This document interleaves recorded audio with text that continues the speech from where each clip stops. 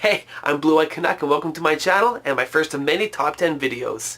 This channel is going to be dedicated to all types of nerdy stuff, going from video games to movies to even some vlogs here and there. So stay tuned and let's have fun.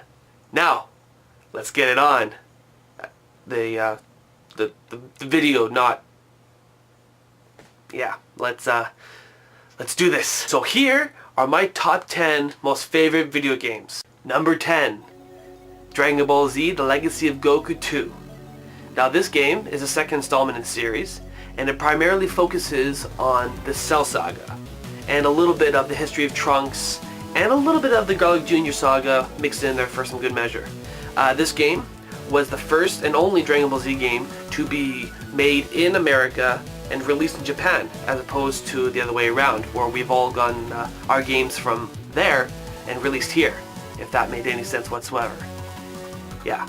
Okay. Now, this game, in my opinion, is better than the first one because of its better storyline that falls closely more to the show. The leveling up, choose what attributes you put to each stat for speed, attack, endurance, and etc. Yeah, I gotta do that once in a while.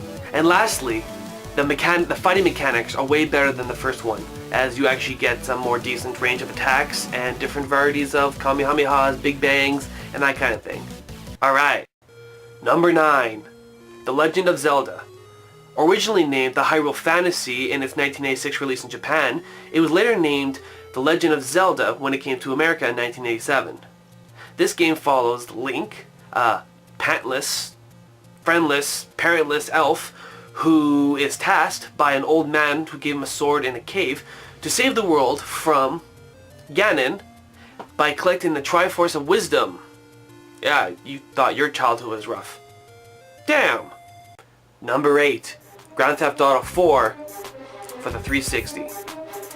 GTA 4, or Grand Theft Auto 4, was the biggest release in San Andreas in 2004. In its release in 2008, it had the largest map to date, as Nico, a Serbian trying to escape his past by trying to start a new life in America.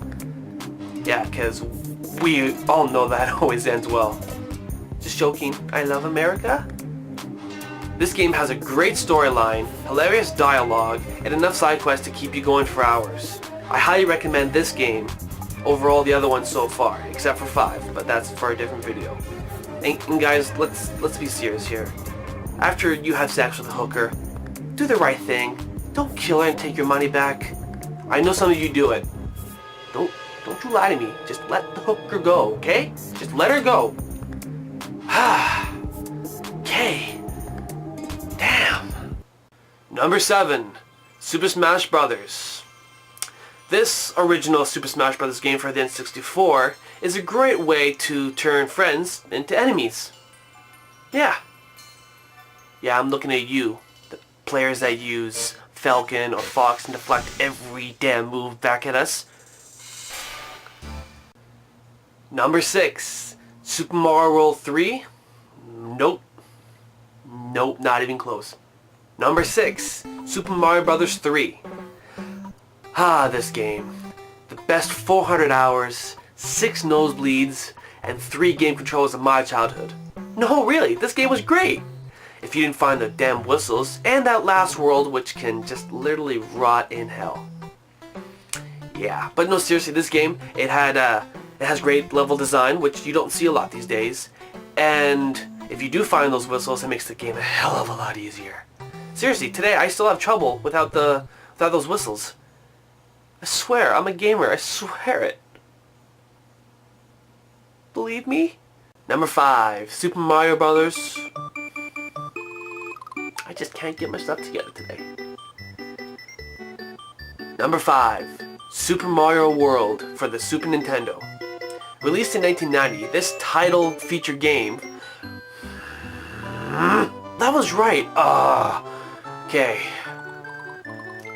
Released in 1990, this title game for the Super Nintendo featured Mario and Luigi that had to, again, rescue Peach from who else but Bowser. Again. I mean, come on, Peach. Learn some self-defense. Just do something, damn.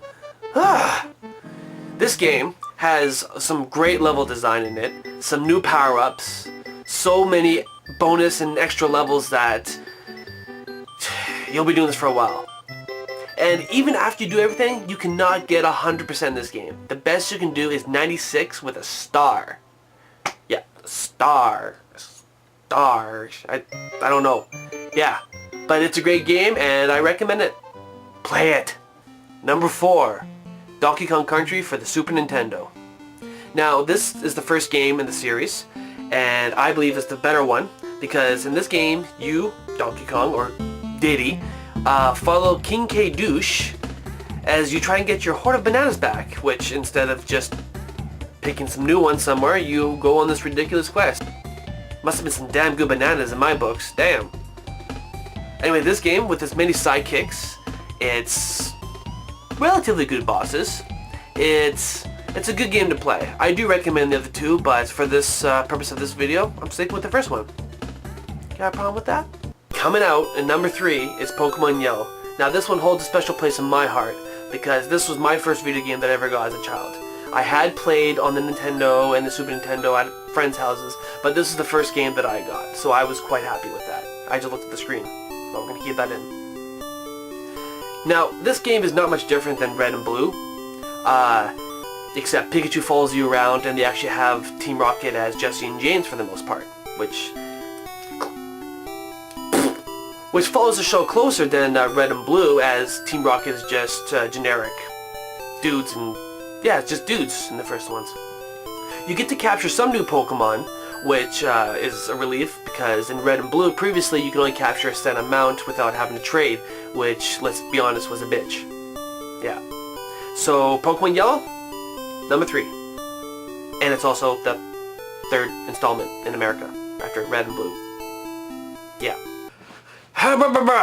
Almost done. Number 2, Mass Effect 2. Yeah, that worked out pretty well, didn't it? I don't know what I just did, but we're gonna go with it anyways because I'm tired of this already.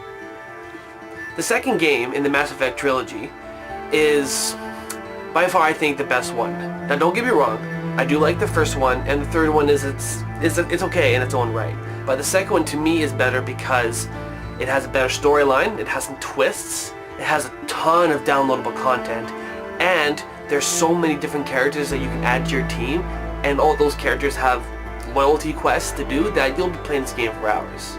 And the customization in your armor that you couldn't do in the first game, and yeah, to me it's one of the best ones. And guys, let's just be honest, Miranda, okay? And number 1, Final Fantasy X for the PS2. Now I know this game was also re-released recently for the PS3, but I'm gonna stick with the PS2 one just because, okay? Final Fantasy X was the first in its series to have voice actors. Now, I know a lot of you thinking is, why do you know 7? Well, because I like 10 better than 7. 4, it was the first game to introduce voice acting. And in my opinion, and that's all that matters, is that it has a better storyline and characters. And you know, the Aeons are pretty badass. The leveling system, the sphere grid, is great if you don't mind doing it every time. And of course Lulu's